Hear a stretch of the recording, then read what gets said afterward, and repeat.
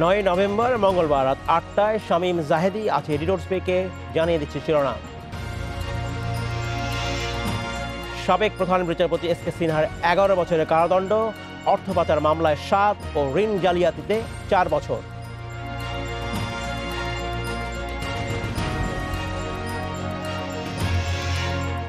ডিজেলের দাম বাড়ায় অস্থির চাল সহ নিত্য পণ্যের বাজার, মূল্যস্ফীতি বাড়ার আশঙ্কা অর্থনীতিবিদদের।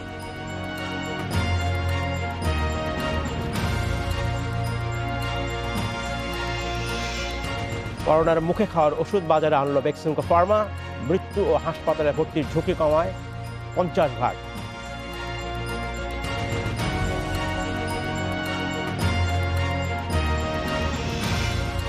ফার্মার্স ব্যাংক থেকে 4 কোটি টাকার ঋণ নিয়ে আত্মসাৎ ও পাচারের মামলায় সাবেক প্রধান বিচারপতি সুরেন্দ্র কুমার সিনহাকে 11 বছর কারাদণ্ড দিয়েছে আদালত। ঢাকার বিশেষ জজ আদালত 4-এর বিচারক শেখ নাজবুল আলম 182 পৃষ্ঠার পূর্ণাঙ্গ রায় ঘোষণা করেন। এনে কথা বলতে শাহজাহানপুর থেকে আমার সাথে যোগ দিচ্ছেন দুদকের আইনজীবী মীর আহমেদ আলী সালাম এবং পুরান ঢাকা থেকে আমাদের সাথে যুক্ত আছেন আসামি পক্ষের আইনজীবী শাহিনুল ইসলাম। জনাব সালাম এবং জনাব শাহিনুল ইসলাম, আপনাদেরকে স্বাগত জানাচ্ছি অনুষ্ঠানে। জনাব সালাম, আপনার কাছে প্রথম প্রশ্ন করছি, যে মামলায় আমরা আজকে নিয়ে কথা বলছি একটু ভিন্ন ধরনের, কারণ এবং এই মামলায় সম্পৃক্ত আছেন বাংলাদেশের সাবেক প্রধান বিচারপতি, যেটা কখনো বাংলাদেশে আগে হয়নি। এই মামলায় বলা হচ্ছে যে দুই ব্যক্তি, যারা মোহাম্মদ শাহজাহান এবং নিরঞ্জন চন্দ্র, ব্যাংক থেকে, ফার্মার্স ব্যাংক থেকে, যেটা এখন পদ্মা ব্যাংক নামে পরিচিত, 4 কোটি টাকার ঋণ নিয়েছিলেন। অভিযোগে বলা হচ্ছে এই ঋণ বিতরণের ক্ষেত্রে প্রভাব খাটানো হয়েছিল এবং এই যে টাকাটা তারা 4 কোটি টাকা নিয়েছিলেন তা পরবর্তী সময়ে সাবেক প্রধান বিচারপতি এস কে সিনহার ব্যাংক অ্যাকাউন্টে পাঠানো হয়েছিল। বলা হচ্ছে যে ঋণ জালিয়াতি এবং অর্থ পাচারের ঘটনা ঘটেছে। কি বলছে আদালত আসলে এখানে, কেন হয়েছে? আজকে বাংলাদেশের সাবেক প্রধান বিচারপতি এস কে সিনহার বিরুদ্ধে উনি সহ আরো প্রায় 10 জন অর্থাৎ মোট 11 জনের বিরুদ্ধে রায় প্রকাশ করা হয়েছে। মামলাটির বিষয়বস্তু ছিল ফার্মার্স ব্যাংকের থেকে 4 কোটি টাকা ঋণ জালিয়াতি করে আত্মসাৎ করা এবং সেই টাকাকে আত্মসাৎ করে পরবর্তীতে মানি লন্ডারিং এর কার্যক্রম করা।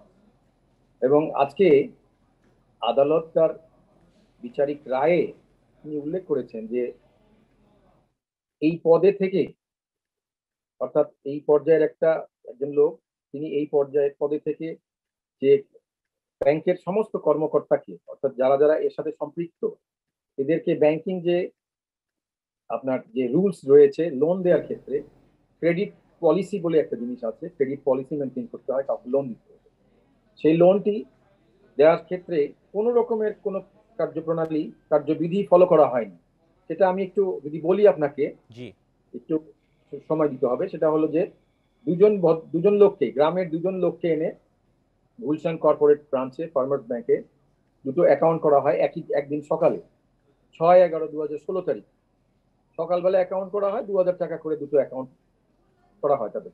এবং সেই অ্যাকাউন্ট খোলার সময় অ্যাকাউন্ট ওপেনিং ফর্মে যে ঠিকানাটা ইউজ করা হয়, সেই ঠিকানাটা হলো তৎকালীন সাবেক মাননীয় প্রধান বিচারপতি সুরেন্দ্র কুমার সিনহার উত্তরাস্ত বা তার মালিকানাধীন যে বাড়ি সেটি। সেখানে তারা অ্যাকাউন্ট ওপেন করা হলো এবং একই দিন বিকেল বেলায় তারা দুজনের দুটো কাগজ অ্যাপ্লিকেশন জমা হলো, 2.5 কোটি টাকা করে 5 কোটি টাকা ঋণের আবেদন করা হলো। আবেদনটা করার কয়েক ঘন্টার মধ্যেই প্রপোজাল তৈরি হয়ে গেল ব্রাঞ্চ থেকে প্রপোজাল তৈরি হয়ে চলে গেল হেড অফিস থেকে কয়েক ঘন্টার মধ্যে একই দিনে প্রপোজাল স্যাংশন লেটার ইস্যু করা হলো, জানানো হলো ব্রাঞ্চকে যে টাকা তার অ্যাকাউন্টে ডিসবার্স করার জন্য, এবং টাকাও ডিসবার্স করা হলো। সবই একদিনের মধ্যেই সমস্ত কার্যক্রম সম্পন্ন করা হলো এবং দুজনের অ্যাকাউন্টে পরবর্তীতে 2 কোটি 4 কোটি টাকা তাদের অ্যাকাউন্টে আসলো। এই যে 4 কোটি টাকা আসলো, এই 4 কোটি টাকা আসার সঙ্গে সঙ্গে তারা একটা অ্যাপ্লিকেশন সাবমিট করলো। তাদের আবেদনের প্রেক্ষিতে বলা হলো যে এই দুটো পে অর্ডার করা হবে, in the name of Surendra Kumar Sinha. এবং সেই পে অর্ডার দুটো তৎকালীন মাননীয় প্রধান বিচারপতি সুরেন্দ্র কুমার সিনহা, তিনি তার সুপ্রিম কোর্টের যে সোনালী ব্যাংকের যে ব্রাঞ্চ আছে সেইখানে একটা অ্যাকাউন্ট আছে, সেই অ্যাকাউন্টে তিনি জমা দিলেন। সেই অ্যাকাউন্টে জমা দিয়ে সেখান থেকে সেই টাকাগুলোকে তিনি উত্তোলন করে প্রথম পর্যায়ে 2,23,00,000 টাকা দুটো চেকের মাধ্যমে তার আপন ভাই এবং তার ভাগিনা শঙ্খজিৎ, আপন ভাই হলো নরেন্দ্র কুমার সিংহ এবং তার ভাগিনা হলো শঙ্খজিৎ সিংহ, এদের একটা জয়েন্ট অ্যাকাউন্ট উনি আগে করিয়ে রেখেছিলেন। আচ্ছা, সেই অ্যাকাউন্টে ট্রান্সফার করা। কিন্তু মোহাম্মদ শাহজাহান এবং নিরঞ্জন তারা যদি তাদের টাকা তারা লোন নিয়েছে, সেটার টাকা যদি আরেকজন ব্যক্তিকে দেয়, সেখানে কি আইনের ব্যত্যয় ঘটছে? তারা তো কোর্টে এসে, আদালতে এসে স্বীকার করেছেন। তারা বলেছেন আমরা শুধুমাত্র অ্যাকাউন্ট ওপেনিং ফর্মে শুধু সই করেছি, জি, এর বাইরে আর আমরা কিছুই জানি না। আচ্ছা, বাকি পরবর্তী সমস্ত কার্যক্রম তাদের একেবারেই অজানা, সমস্ত কার্যক্রমগুলো তাদের অগোচরে হয়েছে এবং তারা এটা আদালতে স্বীকার করেছে। এবং এই যে টাকাগুলো আসলো পরবর্তীতে তার বেঞ্চ অফিসারকে দিয়ে তিনি 1,40,00,000 টাকা উঠালেন এবং সেখানেও সঞ্চয়পত্র তৈরি করলেন। টাকা তার অ্যাডভোকেট সালাম, আপনি ধন্যবাদ, আপনি আমাদের সাথে থাকুন। আমি যারা শাহিনুল ইসলামের কাছে যেতে যাচ্ছি। জনাব ইসলাম, আপনি কেমন শুনতে পাচ্ছেন? আমি শুনতে পাচ্ছি। জি, আমি আপনার কাছে প্রশ্ন করছি, জনাব শাহজাহান এবং জনাব নিরঞ্জন সাহা তারা কি বলছেন, তারা কেন তাদের টাকা, তারা যখন ঋণ নিলেন সেই টাকাটা জনাব এস.কে সিনহার অ্যাকাউন্টে কেন পাঠালেন? তারা কি বলছে আসলে? তারা যে যুক্তিটা দিচ্ছে যে তারা ঋণের বিষয়ে কোনো কিছু জানে না কিংবা তারা কেবলমাত্র অ্যাপ্লিকেশন করেছে, আসলে প্রসিকিউশন পক্ষ থেকে জনাব সালাম সাহেব একই কথা বললেন, কিন্তু এই ক্ষেত্রে বিষয়টা হচ্ছে যখন নাকি ঋণটা তাদের মঞ্জুর করা হয়েছে, মঞ্জুরের পরবর্তী পর্যায়ে যখন এই ঋণের টাকাটা একটা অ্যাকাউন্টে চলে গেল, সোনালী ব্যাংকের অ্যাকাউন্টে চলে গেল, তখন কিন্তু এই শাহজাহান নিরঞ্জন এই দুই ব্যক্তির দরখাস্তের আলোকেই কিন্তু এই টাকাটা ডিসবার্স হয়েছে ওই অ্যাকাউন্টে। সো এখানে কতটুকু বলার সুযোগ আছে তারা ঋণের বিষয়ে কোনো কিছু জানে না, এটা ঠিক সালাম সাহেবের সাথে আমি একমত নই। আর আরেকটা বিষয় হইতেছে, এই ক্ষেত্রে তারা একটা এক্সপ্লেনেশন দিয়েই দায় সারা হয়েছে যে আমরা ঋণের বিষয়ে কোনো কিছু জানি না, কিন্তু ওনারা অ্যাপ্লিকেশন করেছেন, অ্যাপ্লিকেশন ফর্মুলাদের স্বাক্ষর আছে, যখন লোনটা মঞ্জুর হয়েছে, মঞ্জুর হওয়ার পরবর্তী পর তাদের স্বাক্ষরে অ্যাকাউন্ট থেকে টাকা ট্রান্সফার হয়েছে। সুতরাং এখানে তাদের জানেন না এই জিনিসটা বলার সুযোগ আছে বলে আমার মনে হয় না।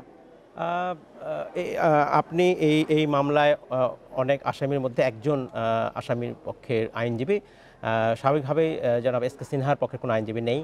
আপনার কাছে জানতে চাচ্ছি যে এই যে যেখানে অভিযোগ করা হচ্ছে, যে বলা হচ্ছে যে ঋণ বিতরণের ক্ষেত্রে বা ঋণ দেবার ক্ষেত্রে আইনের ব্যত্যয় হয়েছে, আপনার কি মনে হয় আইনের ব্যত্যয় হয়েছে? দেখুন, এই ক্ষেত্রে ফার্মার্স ব্যাংকের যে ক্রেডিট পলিসিটা আছে, সেই পলিসি অনুযায়ী ঋণের যদি কোনো দরখাস্ত ব্রাঞ্চে করা হয়, সেই দরখাস্তটা 7 দিনের মধ্যে ডিসপোজাল করার একটা নিয়ম রয়ে গেছে।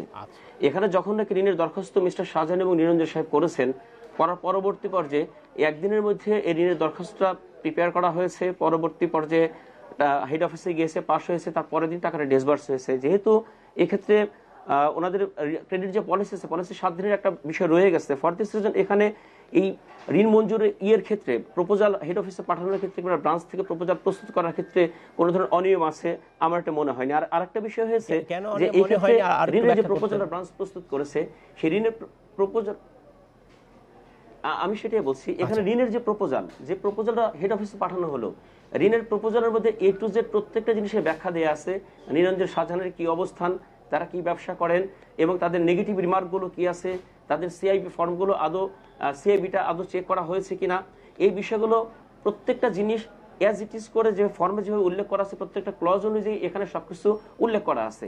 পরবর্তী পর্যায়ে সেই জিনিসে হেড অফিসে গিয়েছে, হেড অফিস থেকে যাচাই বাছাই হওয়ার পর এমডি সাহেব এবং আরো ক্রেডিটে যারা আছেন তারা ঋণটাকে মঞ্জুর করেছেন। এখন বিষয়টা হচ্ছে যে আলটিমেটলি ঋণের জালিয়াতির কথা যদি বলা হয়ে থাকে, তাহলে দেখতে হবে এখানে নিরঞ্জন এবং শাহজাহান দুজন ব্যক্তি এখানে রয়ে গেছে যারা তারা অ্যালাইভ, এবং 2 ব্যক্তি আজকে কিন্তু মামলা থেকে খালাসও পেয়েছে। যদি এই 2 ব্যক্তি আজকে ফেক হতো, যদি তাদের কোনো অস্তিত্ব না থাকতো, তাহলে বলা যেত যে ফেক ব্যক্তির অনুকূলে ঋণ মঞ্জুর করার পর পরবর্তী পর্যায়ে ভিন্ন একটা অ্যাকাউন্টে টাকা চলে গিয়েছে। দ্বিতীয় বিষয় হইতেছে, এই মামলা চলাকালীন অবস্থায় লার্নেড কোর্ট যে ফাইন্ডিংস দিয়েছেন, সে ফাইন্ডিংসও এসেছে বাই দিস টাইম বেশ কিছু টাকা, দ্যাট ইজ প্রায় সিংহভাগ টাকা কিন্তু সমন্বয় হয়ে গেছে। এখন যে ক্ষেত্রে টাকা সমন্বয় হয়ে গেছে, সেখানে এই ঋণটা ফেক এটা কিন্তু বলার কোনো সুযোগ নেই। আচ্ছা, এবং আচ্ছা। ঋণের বাকি অংশটুকু ঋণ শোধনের জন্য ব্যাংকে দরখাস্ত জনাব করা শাহিনুল হয়েছে। ইসলাম, একটি আদালতের রায় কিন্তু এক ধরনের পর্যবেক্ষণ করা হয়েছে, যেখানে বলা হচ্ছে সেখানে যে এই দুই ব্যক্তি শাহজাহান এবং নিরঞ্জন দরিদ্র ব্যক্তি এবং তাদের ঠিক সেই রকম ব্যবসা বাণিজ্য করবার কোনো অভিজ্ঞতা নাই। তারা আসলে মানে তাদের অ্যাপ্লিকেশনে কি বলেছিলেন যে কেন তারা এই লোনটা নিচ্ছেন, কোনো কারণ দেখিয়েছিলেন নিশ্চয়ই? তাদের অ্যাপ্লিকেশনের মধ্যে বলা ছিল যে তারা মিষ্টির ব্যবসা করে, সাভারে এবং টাঙ্গাইলে তাদের মিষ্টির ব্যবসা আছে, ব্যবসার প্রসার করার জন্য তাদের ঋণ দরকার। এবং এই দরখাস্তই আমরা যে এই পর্যালোচনা করেছি, ঋণের যে প্রস্তাবপত্র পর্যালোচনা করেছি, তাদের দরখাস্তের মধ্যে এই তথ্যটি লেখা আছে। আচ্ছা, ধন্যবাদ। জনাব সালাম, আপনার কাছে যে বিষয়টা আমি জানতে চাচ্ছি, জনাব ইসলাম বলছিলেন যে এই যে ঋণ নেওয়া হচ্ছিল তার সেটা কিন্তু সেখান থেকে ঋণের টাকা বা কিস্তি দেওয়া হচ্ছে এবং সেটা চলমান। তাহলে তো যদি বলা হয় তো ঋণের তো আসলে সমস্যা নেই সে অর্থে। যে দুজন ব্যক্তির নামে ঋণ নেওয়া হলো, জি, তারা বলেছিল তারা সাভারে মিষ্টি ব্যবসা করে, কিন্তু সাভারের কোনো ঠিকানা তারা ইউজ করেনি, দোকানের নাম কি সেটাও ইউজ করেনি, আচ্ছা। ট্রেড লাইসেন্স আছে কিনা সেটাও তারা বলেনি। আজকে জাজমেন্টে এগুলো সব এসছে, অবজারভেশনে চলে এসছে এগুলা। জজ সাহেব এগুলো বলেছেন যে কোনো কিছুরই কোনো তথ্য পাওয়া যায়নি। এবং সর্বোপরি তারা যেটা করেছে সেটা হলো যে কিসের বিষয়ে, জি আমরা শুনতে পাচ্ছি, বলুন। জি, হ্যাঁ বুঝতে পারছেন, শুনতে পাচ্ছি। জি জনাব সালাম, শুনতে পাচ্ছি আমরা, বলুন। যেটা হচ্ছে ব্যত্যয় হচ্ছে যেটা হলো যে একই দিনে ব্যাংকিং কোনো ঋণ দিতে হলে সিআইবি রিপোর্ট দিতে হবে, যে জিনিসটা মর্টগেজ দেওয়া আছে সেটার ভ্যালুয়েশন ঠিক আছে কিনা, সেটা ইন্স্যুরেন্স কাভারেজ করা আছে কিনা, সেটা ফিজিক্যাল ভেরিফিকেশন হয়েছে কিনা, এগুলো কোনো কিছুরই কোনো বালাই ছিল না। কয়েক ঘন্টার মধ্যে এগুলো করে নিয়ে গেছে। এবং সর্বোপরি এই যে ঘটনাগুলো ঘটালো, এই ঘটনার মূল বেনিফিশিয়ারি কে, টাকাটা কোথায় গেল, কার অ্যাকাউন্টে গেল, এবং তিনি যদি এদেরকে নাই চিনে থাকেন, তিনি যে আজকে অ্যাবসকন্ডেড আছেন, তিনি এখানে তিনি কোনো জবাব দিচ্ছেন না, তিনি তো থাকলে এগুলোর জবাব নিশ্চয়ই এসছে। কিন্তু যেহেতু জবাব নেই, আমাদের ধরে নিতে হবে যে এগুলোর বেনিফিশিয়ারি উনি, এবং উনি এই সমস্ত কর্মকাণ্ডগুলো করিয়েছেন। এবং তিনি তার যে প্রপার্টিটা মর্টগেজ ছিল সেটা হলো রমেশ চন্দ্রের ওয়াইফ শান্তি রায়। শান্তি রায় হলো তার, রমেশ চন্দ্র হলো তার বন্ধুর ওয়াইফের একটা জায়গা, সেটা মর্টগেজ দেওয়া হয়েছিল, কিন্তু সেটার কোনো ভেরিফিকেশন ছিল না, কোনো লিগ্যাল ওপিনিয়ন ছিল না, কোনো সিআইবি রিপোর্ট ছিল না, ইন্স্যুরেন্স কভারেজ ছিল না, ভ্যালুয়েশনও ছিল না। এইগুলো সমস্ত ইলিগ্যালিটি করেই তারা সমস্ত কাজগুলো করেছে। জনাব মীর আহমেদ আলী সালাম, আপনাকে ধন্যবাদ, আপনি আমাদের সাথে থাকবেন। জনাব শাহিনুর ইসলাম, আপনি আমাদের সাথে থাকবেন। আমরা একটি বিরতি নিয়ে আপনার সাথে আবারও ফিরে আসবো আলোচনায়। এই টোর স্পিকার স্বাগত আরেকবার। আমাদের সাথে আছেন দুদকের আইনজীবী মীর আহমেদ আলী সালাম এবং আসামি পক্ষের আইনজীবী শাহিনুর ইসলাম। আপনাদেরকে আবারও স্বাগত জানাচ্ছি। জনাব শাহিনুর ইসলাম, আপনাকে জানতে চাচ্ছি, জনাব এসকে সিনহা ছাড়াও এখানে প্রায় আরও ৮ জন আসামি আছেন যারা আসলে বিভিন্ন মেয়াদে সাজা পেয়েছেন। আপনি তাদেরই একজন আইনজীবী, তার সেই হিসেবে জানতে চাচ্ছি বাকি আসামিরা আসলে এই রায়ে সন্তুষ্ট কিনা এবং তারা আসলে আপিল করবেন কিনা। হ্যালো, জি জনাব শাহিনুর ইসলাম, আপনি শুনতে পাচ্ছেন আমাকে? আমি এখন শুনতে পাচ্ছি, প্রশ্নটা আবার করুন দয়া করে। অন্য যারা আসামি আছেন এসকে সিনহা ছাড়াও, তাদের পক্ষেরই আপনি একজনের আইনজীবী, এবং আমি সেই হিসাবে জানতে চাচ্ছি অন্য আসামিরা যারা সাজাপ্রাপ্ত হলেন আজকে, তাদের প্রতিক্রিয়া কি এবং তারা কি এই রায়ের বিরুদ্ধে আপিল করবেন কিনা? আচ্ছা, এই ক্ষেত্রে দেখুন যে আজকে যে মোট 11 জন আসামি ছিল, 11 জনের মধ্যে ক্রোনোলজিক্যালি মোটামুটি সবাইকে এখানে শাস্তির আওতায় আনা হয়েছে, 2 জন বাদ দিয়ে। যারা ঋণের অ্যাপ্লিকেশন করেছেন তারা 2 জন এই মামলাতে খালাস হয়েছেন। বাকি যারা ব্যাংকার ছিলেন সবাইকে নির্দিষ্ট পরিমাণে সাজা দেওয়া হয়েছে, ফরমাল জাস্টিসকে সাজা দেওয়া হয়েছে। এবং এই ক্ষেত্রে আমরা আপিল করব সার্টিফিকেট কপি পাওয়ার সাপেক্ষে, এই বিষয়ে আমরা নিশ্চিত সকল আসামি পক্ষে একমত হয়েছি। আর আরেকটা বিষয় হচ্ছে যে আপনি যদি আমাকে জিজ্ঞেস করেন যে আপনার রিজনটা কি, সেক্ষেত্রে আমি যেমন 2 জন আসামিকে রিপ্রেজেন্ট করি, ব্যাংকের কর্পোরেট শাখার যে অপারেশন ম্যানেজার ছিলেন লুৎফুল হক সাহেব এবং মিস্টার চিশতি সাহেব, মাহবুল হক চিশতি ওরফে বাবুল চিশতি, এই মামলার মধ্যে কোথাও বাবুল চিশতি সংক্রান্তে এফআইআর কোনো নাম ছিল না এবং বাবুল চিশতি সংক্রান্তে কোনো ধরনের কোনো বক্তব্য এই মামলা কোথাও ছিল না। অভিযোগপত্রের মধ্যে এই মামলা বাবুল চিশতিকে নিয়ে আসা হলো যে তার একটা ইনফ্লুয়েন্স ছিল, যে ইনফ্লুয়েন্সের কারণে ঋণটা মঞ্জুর করা হয়েছে। অথচ এই মামলা কিভাবে উনি ইনফ্লুয়েন্সটা করেছেন, উনি ছিলেন অডিট কমিটির চেয়ারম্যান, ঋণটা প্রদান করেছে ক্রেডিট থেকে, অডিটের সঙ্গে ক্রেডিটের কোনো সম্পর্কই ছিল না। সেই ক্ষেত্রে ওনাকে কোনো এভিডেন্স ছাড়াই আমরা মনে করছি যে তাকে কনভিকশনের মুখোমুখি করা হয়েছে। আবার লুৎফুল হক সম্পর্কে যদি আমি বলি আপনাকে, সেক্ষেত্রে আমি বলবো যে লুৎফুল হক ছিল ব্যাংকের অপারেশন ম্যানেজারটা আগেই আপনাকে বলেছি। যখন ঋণের প্রপোজাল হেড অফিসে প্রেরণ করা হয়, সেখানে ঋণের প্রপোজালে 12 নম্বর যে ক্লজ, সে ক্লজে পরিষ্কার একটা নেগেটিভ রিমার্ক ছিল। এই বিষয়টা লার্নিং কোর্টের জাজমেন্টের ফাইন্ডিংস এসেছে যতটুকু আমি আজকে শুনেছি। অথচ তারপরেও নেগেটিভ রিমার্ক থাকা সত্ত্বেও এই লুৎফুলকে কনভিক্ট করা হয়েছে, যে কারণে আমরা মনে করছি, আমি দুই আসামির ক্ষেত্রে মনে করছি যে আলটিমেটলি এখানে আমাদের আপিল করার যথেষ্ট সুযোগ রয়ে গেছে এবং আমরা সার্টিফিকেট কপি পাওয়ার পরবর্তী পর্যায়ে লার্নিং কোর্ট যে আদার্স ফাইন্ডিংসগুলো দিয়েছে সেগুলো পড়ে পর্যবেক্ষণ করে আমরা আপিলটা ফাইল করবো উচ্চ আদালতে। ধন্যবাদ। জনাব মীর আহমেদ আলী সালাম, আপনার কাছে জানতে চাচ্ছি, জনাব এসকে সিনহা আপিল যদি করতে চান তাকে তো নিশ্চয়ই আত্মসমর্পণই করেই এটা করতে হবে, সেই সুযোগ নিশ্চয়ই আছে। এটা কতদিন পর্যন্ত সুযোগ থাকবে? আসলে ফিজিটিভের জন্য কোনো বেনিফিট নেই, ফিজিটিভ তার জন্য কোনো বেনিফিট কোথাও নেই। তাকে আত্মসমর্পণ করতে হবে অথবা তিনি গ্রেফতার হতে হবে, তারপরে তিনি আপিল যদি করতে চান সেই ক্ষেত্রে তিনি আপিল করতে পারবেন। এবং এই সুযোগ কতদিন পর্যন্ত থাকবে? তিনি যখন গ্রেপ্তার হবেন বা যখন তিনি আত্মসমর্পণ করবেন তখনই গ্রেফতার হওয়ার। আচ্ছা, আরেকটা বিষয় জনাব আলী সালাম, আপনার কাছে বিষয় জানতে চাচ্ছি যে এই যে মামলা হবে, যারা আপিল করবেন জনাব শাহিনুর ইসলাম বলছিলেন, সেক্ষেত্রে আসলে দুদকের পক্ষে বা আপনারাও সেটা কতটা হবে প্রস্তুত এবং সেটা কীভাবে আইনি লড়াই লড়বেন বলে মনে করছেন? আমরা বিশ্বাস করি যে আজকে জজ কানুনি বিচারক মহোদয় তিনি উল্লেখ করেছিলেন যে যে কটা ইস্যু বিচার করার জন্য কিছু ইস্যুস লাগে, সেই ইস্যুদের মধ্যে প্রথম ইস্যুটাই ছিল যে ব্যাংকাররা কি নিয়ম নীতি মেনে এই লোনটা দিয়েছিলেন কিনা। এটা একটা প্রমাণের বিষয় ছিল এবং উনি স্যাটিসফাইড যে দুদক থেকে যে সমস্ত ডকুমেন্টস এভিডেন্স আমরা প্রডিউস করেছি তাতে আমরা প্রমাণ করতে সক্ষম হয়েছি যে হ্যাঁ, তারা ব্যাংকিং নিয়ম নীতি অমান্য করেই এই লোনটা দিয়েছিল। সেই জন্যই তাদেরকে সাজা প্রদান করা হয়েছে এবং আমরা বিশ্বাস করি যে আমরা উচ্চ আদালতেও আমরা এই রায় বহাল রাখতে পারব। জনাব শাহিনুর ইসলাম, আপনার কাছে জানতে চাচ্ছি যে সাধারণত এই রায়ের সার্টিফাইড কপি পাওয়ার পরই হয়তো করবেন আপনারা এই বিষয়ে আপিল।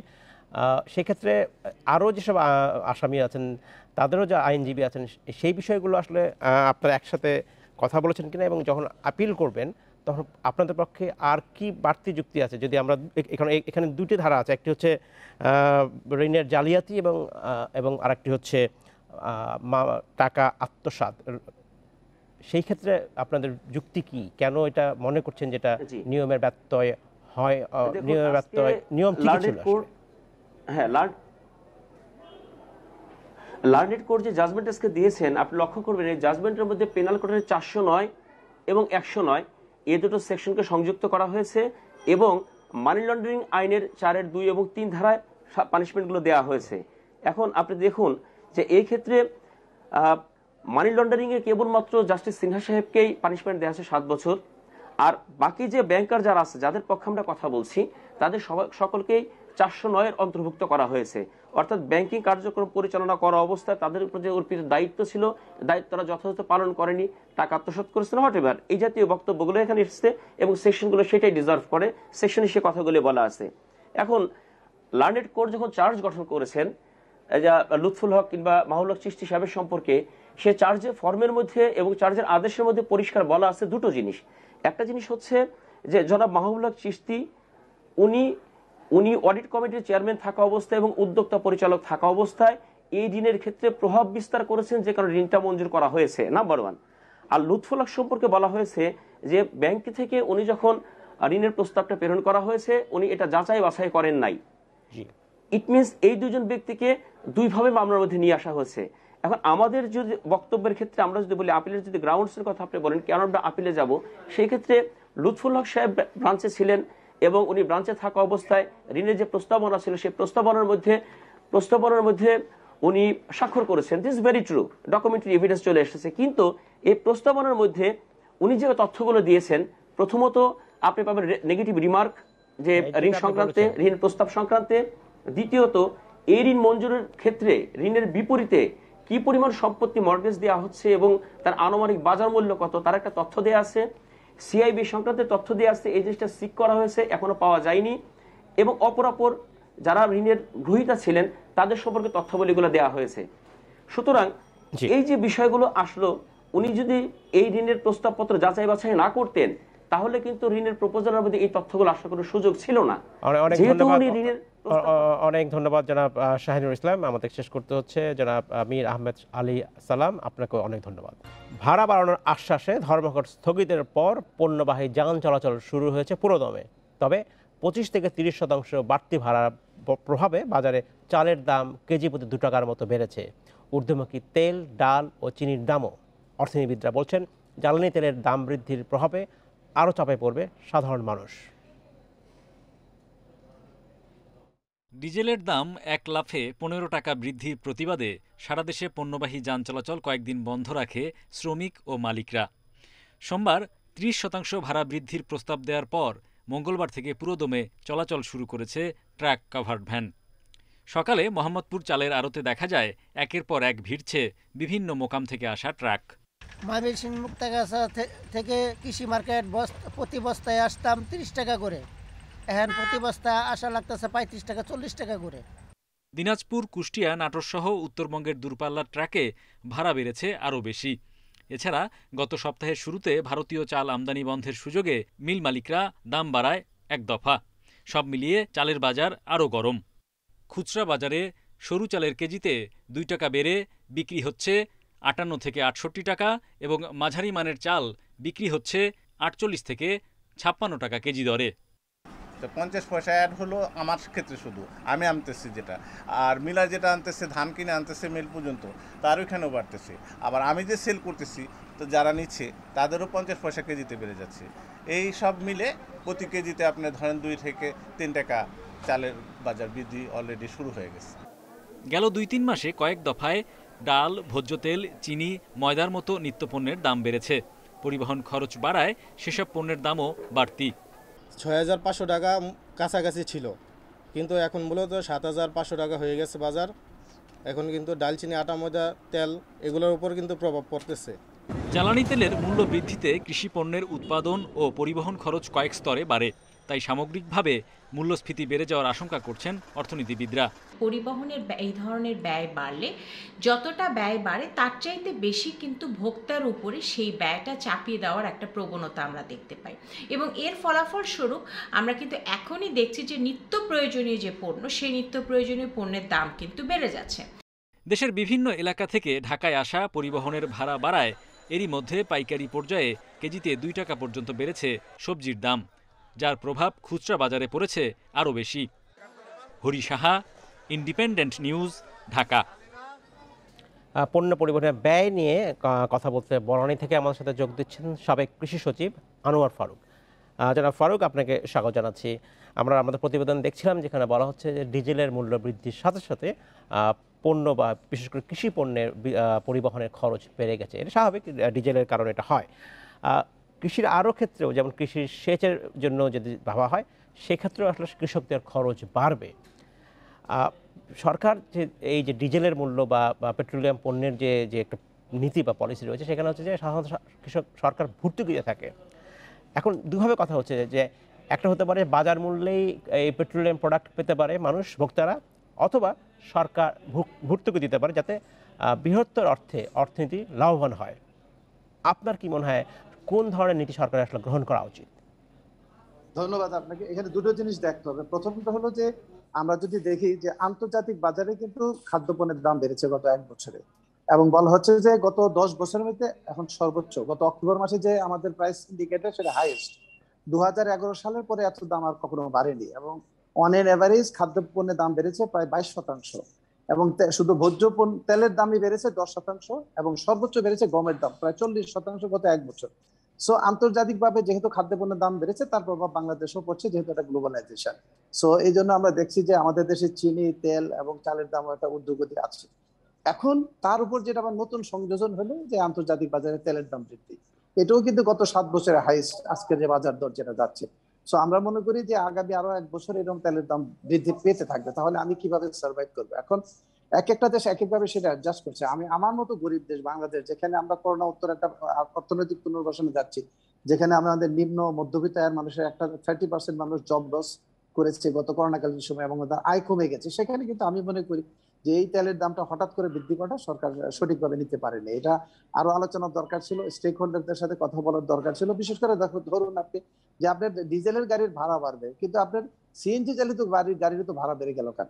সুতরাং এই যে গাড়ি ভাড়ার প্রবণতাটা আসলো, এটা যদি আমি আরো 10 দিন 15 দিন আগে স্টেক হোল্ডারের সাথে মিটিং করে একটা নেগোশিয়েট করে বাড়াতে পারতাম, তাহলে তো একরকম সিদ্ধান্ত। নাম্বার 2 ইকুয়েশন হলো যে আমি সব সময় কনজিউমারের উপর দিতে যাবো কেন? আমার তো এই তেলের উপর 19% ট্যাক্স ছিল, ডিউটি ছিল, এটাও তো আমি অ্যাডজাস্ট করতে পারতাম সরকার এই আপৎকালীন সময়টার জন্য, যে ডিউটি যদি অ্যাডজাস্ট করেও আমি তেলের দামটা একটা সহনীয় পর্যায়ে রাখতে পারতাম। কারণ আপনি দেখেন যে সামনে আমার বড় মৌসুম, আমার প্রায় 13 লক্ষ পাম্প চলে, ডিজেল চালিত পাম্প। এই বড় হলো আমাদের মেইন ক্রপ, এখানে যদি আপনার ব্যয় বেড়ে যায় তাহলে বড় ধানের উৎপাদন কষ্ট বেড়ে যাবে, চালের ব্যয় বেড়ে যাবে। এবং দুটো হতে পারে, একটা হতে পারে যে উৎপাদন ব্যয় বৃদ্ধি পেলে মানুষ চাল করবে না, ধান করবে না, অন্য ফসল চলে যাবে যেগুলো সেচের প্রয়োজন নেই, তাহলে কি হবে যে আমার চালের ঘাটতি হবে, তাহলে কিন্তু আগামী বছর আপনি চাল সংগ্রহ করা আরো ডিফিকাল্ট হবে। আমি মনে করি সরকারকে এখনই সিদ্ধান্ত নিতে হবে, যেমন করে হোক। আমরা যদি দেখি গত 2 বছর আমাদের পারফরমেন্স করোনাকালীন সময় আমাদের এগ্রিকালচার সেক্টরটা খুব স্মুথ পারফর্ম করেছে, আমাদের কিন্তু দেশে খাদ্য পণ্যের কোনো অভাব নেই। আমরা যেটা উৎপাদন করি শুধু আমদানিকৃত তেল বা গম, সেটা হয়তো বেড়েছে, কিন্তু স্থানীয়ভাবে কিন্তু আমরা মোটামুটি স্বয়ংসম্পূর্ণ ছিলাম।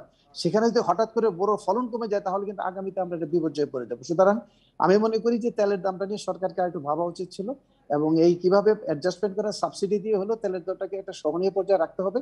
এবং অবশ্যই এই আমাদের রবি শস্য যেটা সেচ নির্ভর যে এগ্রিকালচার, সেখানে কিন্তু আমার এই সাপোর্টটা দিতে হবে, যাতে করে কোনো অবস্থাতেই অন্য যেসব কৃষি ইনপুট রয়েছে, যেমন সারের কথা বলা হচ্ছে, কৃষি যন্ত্রপাতির কথা বলা হচ্ছে, সেগুলো কি যদি অফসেট করতে চায় এই ক্ষতি, সেখানে কি আর একটু বাড়তি ভর্তুকি দিতে পারে কিনা কৃষকদের সহায়তা? অবশ্যই ভর্তুকি দিতে হবে। আমাকে মনে করতে হবে কৃষি কিন্তু একটা প্রফিটেবল সেক্টর না, কৃষকরা কিন্তু লস করে কৃষি কাজ করে যাচ্ছে। সুতরাং কৃষকদেরকে জমিতে রাখতে গেলে আরো বেশি ভর্তুকি দিতে হবে। আমরা কিন্তু দেখেছি যে যদি করোনাকালীন সময়টা দেখি যে সরকারের পারফরমেন্স একমাত্র এগ্রিকালচার সেক্টর যেটা স্মুথলি পারফর্ম করেছে, সেখানে কৃষককে রাখতে হবে, ধরে রাখতে হবে।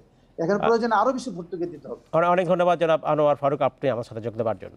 দক্ষিণ এশিয়ার প্রথম করোনার মুখে খাওয়ার ওষুধ মলনুপিরাভির বাজারে আনলো বেক্সিমকো ফার্মা। ইমোরোভির নামে আজ থেকেই সারা দেশে পাওয়া যাচ্ছে এটি। এই ওষুধ মৃত্যু ও হাসপাতালের ভর্তির ঝুঁকি কমায় 50 ভাগ। 18 বছরের বেশি বয়সীদের জন্য ব্যবহার করা যাবে এই ট্যাবলেট। এ নিয়ে বাড্ডা থেকে আমাদের সাথে যোগ দিচ্ছেন বাংলাদেশ সোসাইটি অব মেডিসিনের মহাসচিব এবং মুগদা মেডিকেল কলেজ হাসপাতালের অধ্যক্ষ অধ্যাপক ডাক্তার আহমেদুল কবির। জনাব কবির, আপনাকে স্বাগত জানাচ্ছি অনুষ্ঠানে। খুব ভালো খবর আজকে যে বিশ্বের যে প্রথম ওষুধ যেটি মুখে খাওয়া যায় করোনা ভাইরাসের চিকিৎসার জন্য, সেটি বাংলাদেশে হয়ে গেল খুব দ্রুতই। ইউকেতে অ্যাপ্রুভালের পরপরই বাংলাদেশে আমরা এটা পেয়ে গেলাম, এবং আজ থেকে বেক্সিমকো ফার্মা এটি বাজারজাতকরণ শুরু করছে। কীভাবে এই ওষুধটি বলা হচ্ছে যে মৃত্যু এবং হাসপাতালে থাকবার ঝুঁকি কমিয়ে দিচ্ছে? এটি আসলে একটি বিজ্ঞানের একটি বড় আপনার সাফল্য আমরা বলতে পারি। কারণ আমরা দীর্ঘদিন থেকে আমরা সার্চ করছি যে এমন একটি ওষুধ বাজারে আসুক যেটি খুব সহজেই প্রয়োগ করা যায়। ধরেন এর আগে যে ড্রাগটি এসেছিল যে রেমডেসিভির, সেটা আমাদের কিন্তু ইনজেক্টেবল ফর্মে দিতে হতো এবং পেশেন্টকে কিন্তু হসপিটালে ভর্তি হতে হতো, এবং এইটা কিন্তু খুব দেয়াটাও খুব ঝামেলার বিষয় ছিল, হসপিটাল অ্যাডমিশন ছাড়া দেয়া যেত না। সুতরাং যখনই একটি ওষুধ মুখে খাবার ওষুধ আসলো এবং যেটি সত্যি কার্যকর, আপনারা জানেন যে র্যান্ডমাইজ ডাবল ব্লাইন্ড কন্ট্রোল যে ট্রায়াল হয়েছে, ফেজ 3 ট্রায়ালের রিপোর্টটা খুবই ভালো, যদিও সেটি আর্লি টার্মিনেট করা হয়েছে বিকজ ড্রাগটার এফিকেসি খুব ভালো দেখে। আপনি যেটা প্রথমেই বলছিলেন যে এই ওষুধটি 50% পর্যন্ত আপনার এই হসপিটাল অ্যাডমিশন কমাচ্ছে, প্লাস যাদেরকে মলনুপিরাভির দেওয়া হয়েছে তাদের কিন্তু কারোই মৃত্যু হয়নি, সেটি একটি কিন্তু ভালো দিক। আর এর পাশাপাশি যাদেরকে প্লাসিবো দেওয়া হয়েছিল তাদের কিন্তু 8 জনের মতো পেশেন্ট কিন্তু মারা গিয়েছিল। সুতরাং এই জায়গাটা একটা ইম্পর্টেন্ট বিষয়, 29 ডেজ ফলো আপ করবার পরে এই এফেক্টটা পাওয়া গেছে। আর এই ওষুধটির সবচেয়ে বড় দিক যেটা হচ্ছে যে এইটা ভাইরাসের যে আরএনএ সেটাকে এক্সপ্লয়েট করে মিউটেশন করে এমন একটি জায়গায় নিয়ে যায় যে ভাইরাস আর সেলফ যে রেপ্লিকেশন সেটি করতে পারে না, এবং সরাসরি এটি একটি ওরালি অ্যাক্টিভ অ্যান্টিভাইরাল ড্রাগ, এটি কোনো অ্যান্টিবডি নয়। এবং যেটি আপনি বলছিলেন যে এই ওষুধটি মুখে দেয়া যেতে পারে, খুবই কনভিনিয়েন্ট এবং সাইড এফেক্টও খুবই কম। ডাক্তার কবির, আমি যে বিষয়টা আপনাকে জানতে চাচ্ছি যে ইমোরিভির কোন সময় আসলে প্রয়োগ করতে হবে একজন রোগীর ক্ষেত্রে? আমি বলতে চাচ্ছি করোনা ভাইরাসের কোন সিমটমে যখন মাইল্ড অথবা সিভিয়ার কোন পর্যায়ে আসলে এই ওষুধটি দিতে হবে, বা এমন কোনো? জি, আপনি যেটা বলছিলেন যে কোন সময় দিতে হবে, সেটি হচ্ছে যে আমার ধরেন কারো ইলনেস হলো, প্রথমে হচ্ছে তাকে কিন্তু কনফার্ম কোভিড হতে হবে। That is RT-PCR must be positive. Positive হওয়ার পরে উপসর্গ তাকে থাকতে হবে। আপনি সিমটমবিহীন লোককে কিন্তু আমি মন্ডলপিরাবির অ্যাডভাইস করতে পারবো না। খুব একটু কেয়ারফুল হতে হবে যাতে ওষুধটি মিস ইউজ না হয়। আপনার কারো উপসর্গ নেই, তাকে কিন্তু আমি আরটি-পিসিআর পজিটিভ হলেও দিচ্ছি না। এখন ধরেন উপসর্গ হলে পরেও 5 ডেজের মধ্যে এই ওষুধটা ব্যবহার করা উচিত, যেহেতু এটি অ্যান্টিভাইরাল ড্রাগ। ভাইরাল রিপ্লিকেশন কিন্তু 5 দিনের পরে এমনিতেই কমে যায়, সুতরাং 5 দিনের পরে এই ওষুধটি প্রয়োগ করলে খুব বেশি লাভ হবে না। দিনে কয়টি ট্যাবলেট সাধারণত আপনারা রেকমেন্ড করছেন ইমোরিভি এর জন্য? 800 করে দিনে দুবার 5 দিন আমরা দিতে বলেছি। আর একটা জিনিস মনে রাখতে হবে যে এই ওষুধটি প্রয়োগ করতে গেলে শুধুমাত্র উপসর্গ হলেও চলবে না, তার সঙ্গে তার একটা রিস্ক ফ্যাক্টর যদি থাকে, মিনিমাম একটা রিস্ক ফ্যাক্টর। ধরেন প্রেসক্রিপশনটা করার সময় এটা যদি ঢালাও ভাবে লেখা না হয়, যেমন ধরেন আমরা এই ওষুধটি প্রয়োগ করলাম, তার কোনো রিস্ক ফ্যাক্টরই নাই, তার যেমন রিস্ক ফ্যাক্টর বলতে ডায়াবেটিস, হাইপারটেনশন, যেগুলোতে কোভিড পেশেন্ট খারাপ হয়ে যাওয়ার সম্ভাবনা থাকে, অথবা এল্ডারলি পেশেন্ট 60 ইয়ার্স এর উপরেও কিন্তু একটা রিস্ক ফ্যাক্টর, এবং যারা ওবেস যারা পেশেন্ট তাদেরকে অবশ্যই দিতে পারে। এখানে আরেকটা জিনিস একটু বলে রাখা ভালো, এটা কিন্তু আরেকটা স্টাডিও চলছে। সেই স্টাডিটাও আমার মনে হয় যদি এই রিপোর্টটা খুব ভালো আছে, যে পোস্ট এক্সপোজার প্রোফাইলেক্সিস, ধরেন বাসায় একজন কারো কোভিড হলো, তাহলে বাকি যে সংক্রমণের ঝুঁকি থাকে তাকে ওষুধটি প্রয়োগ করলে সে হয়তো সেটা থেকে রক্ষা পেতে পারে। এক ধরনের প্রোফাইলেক্সিসের উপরও কিন্তু এটি কাজ করছে। এটা তো আসলে টিকার বিকল্প নয় নিশ্চয়ই, এর পাশাপাশি টিকাও তো নিতেই হবে। আপনি ঠিকই বলছেন। ইমোরিভির আসলে দাম কেমন হবে, বা দাম কেমন হবে সেটা আসলে সাধারণ রোগীদের হাতের নাগালে থাকবে কিনা? হ্যাঁ, এইটা একটা ভালো প্রশ্ন করেছেন। আমরা যেটা খুবই আশাব্যঞ্জক জায়গা আছে, আমাদের বাংলাদেশে যে ফার্মাসিউটিক্যালস রয়েছে, যারা আজকে বেক্সিমকোর কথা বললেন বা অন্যান্য ফার্মাসিউটিক্যালস যারা আজকে ওষুধটি নিয়ে এসছে, গত সময়েও আপনারা দেখেছি যে রেমডেসিভির ওষুধটি খুবই কম মূল্যে আমাদের বাংলাদেশের ফার্মাসিউটিক্যালস কোম্পানিগুলো প্রডিউস করেছে, এবং ইভেন তারা দেশের বাইরে এক্সপোর্ট করেছে। মন্ডলপিরাবির ওনারা যে প্রাইসে নিয়ে এসছেন, আমি যতটুকু জেনেছি সম্ভবত 50 থেকে 70 টাকা ম্যাক্সিমাম প্রতিটি। তো সেই ক্ষেত্রে এটা ইউকে বা ইউএসএ তে কিনতে গেলে কিন্তু অনেক অনেক বেশি দাম। তা আমাদের এখানে ম্যানুফ্যাকচার হওয়ার পরে যদি বাইরে এটাকে এক্সপোর্ট করা যায়, কারণ বাইরে কিন্তু এটার হিউজ ডিমান্ড আছে, সেটাও কিন্তু একটি ভালো দিক বলে মনে করি। আর ফার্মাসিউটিক্যালস কোম্পানিগুলো খুব প্রম্পট এন্ড প্রোঅ্যাক্টিভ, তারা কিন্তু দেখেন ইউকে তে হওয়ার সাথে সাথে কিন্তু আমাদের দেশে তারা ডিজিটিতে অ্যাপ্রুভাল নিয়ে তারা ওষুধটি বাজারজাত করেছে। এটা একটা পজিটিভ সাইড আমি বলবো। আপনি বলছিলেন যে এটি এক্সপোর্ট সম্ভাবনা রয়েছে, রপ্তানির প্রচুর সম্ভাবনা রয়েছে, স্বাভাবিকভাবে অনেক দেশ কিনতে চাইবে। সেক্ষেত্রে বাংলাদেশের ওষুধেরও কিন্তু মান নিয়ে বেশ ভালো সুনাম রয়েছে আমরা বলতেই পারি। সেক্ষেত্রে এই যে ওষুধ কোন কোন অঞ্চলে বেশি চাহিদা থাকতে পারে বলে আপনার মনে হয়? এই ওষুধটি বিশেষ করে ডেভেলপ কান্ট্রিতে বেশি চাহিদা। এখন ইংল্যান্ড এবং ইউএস এর অবস্থা কিন্তু খুবই খারাপ অবস্থা। আপনি দেখবেন যে 2 দিন আগেও তাদের 1000 থেকে 1200 পর্যন্ত ডেথ হয়েছে ইউএস তে, এবং কেস নাম্বার কিন্তু অনেক বেশি, কমছে না। ইউকে তে বলেন, অন্যান্য জায়গায় ইউরোপের বিভিন্ন দেশেও কিন্তু একেবারেই দাবিয়ে বেড়াচ্ছে কোভিড, সেখানে কিন্তু কমার কোনো লক্ষণ নেই, যদিও তারা ভ্যাকসিন নিয়েছে। ইভেন ভ্যাকসিন নেওয়ার পরেও তারা আক্রান্ত হচ্ছে। কিন্তু আপনি কিন্তু মাঝখানে খুব ভালো কথা বলেছেন, করোনার যে একটা ট্রেড কিন্তু আরেকটা ট্রেড দিয়ে কভার করার বিষয় নয়, ভ্যাকসিন কিন্তু ম্যান্ডেটরি দিতেই হবে। কারণ যে জিনিসটি স্পষ্টভাবে আমরা বলতে চাই যে ধরেন আমাদের রোগ প্রতিরোধ ক্ষমতা যদি আমরা ভ্যাকসিন দিয়ে করতে পারি সেটা সবচেয়ে ভালো। আপনি ইল হন বা সিক হন তো আমরা চাচ্ছি না, সিক হয়ে কিউরেটিভ ইন্টেন্টে যাওয়ার চেয়ে প্রোফাইলেক্টিভটা বরং পাশাপাশি নিয়ে যেতে হবে। অনেক ধন্যবাদ ডাক্তার আহমেদুল কবির আমাদের সাথে থাকবার জন্য। এই ছিল এইটার স্পিকে। আমাদের সাথে ইন্ডিপেন্ডেন্ট টেলিভিশনের সব খবর জানতে চোখ রাখুন ইউটিউব, ফেসবুক এবং টুইটারে। সাথে থাকার জন্য ধন্যবাদ।